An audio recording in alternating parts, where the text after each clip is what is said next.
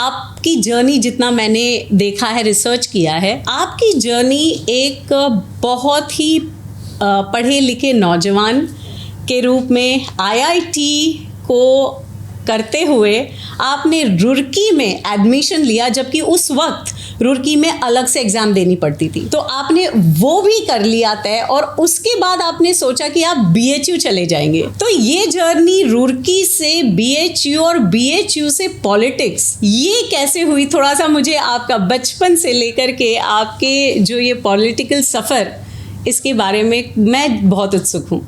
देखिए, उस समय आईआईटी देश में 5 थी और एक बीएचयू आईटी था जो जेई से जुड़ा था, तो एक कंबाइंड एंट्रेंस उसका होता था। रुड़की उस समय आईआईटी नहीं थी, लेकिन बहुत ही सिविल इंजीनियरिंग का प्रेस्टिजियस इंस्टीट्यूट देश का माना जाता, तो दोनों का एंट्रेंस मैंने दिया था, दोनों जगह मेरा सिलेक्शन हो गया था। ओके। रुड़की मैं गाजीपुर का रहने वाला हूँ, तो मुझे लगा कि बहुत दूर है। कभी बचपन में मैं बनारस हिंदू यूनिवर्सिटी गया था, तो आईआईटी बीएचयू में एक हॉस्टल है सीवी रमन, किसी से हम लोगों का कोई संबंध था, तो उस हॉस्टल में मैं गया था उनसे मिलने। तो मेरे दिमाग में एक बात बढ़ गई थी कि यहाँ कभी पढ़ना है, तो अल्टीमेटली डेस्टिनी ने मुझे आईआईटी बीएचयू पहुँचाया और वहाँ मैंने अध्ययन किया। जहाँ तक पॉलिटिक्स का सवाल है, वहीं मेरा संपर्क अखिल भारतीय विद्यार्थी परिषद से हुआ। मैं कह सकता हूँ कि विद्यार्थी परिषद के राष्ट्रीय नेतृत्व के कुछ लोग बनारस से ही थे, और आज देश की राजनीति में अनेक लोग बहुत ही महत्वपूर्ण स्थानों पर हैं, और ख़ास तौर से शिक्षण संस्थाओं को जिस तरह से विद्यार्थी परिषद ने प्रभावित किया, वो निश्चित रूप से इस देश में एक नए प्रकार का परिवर्तन मैं मानता हूँ।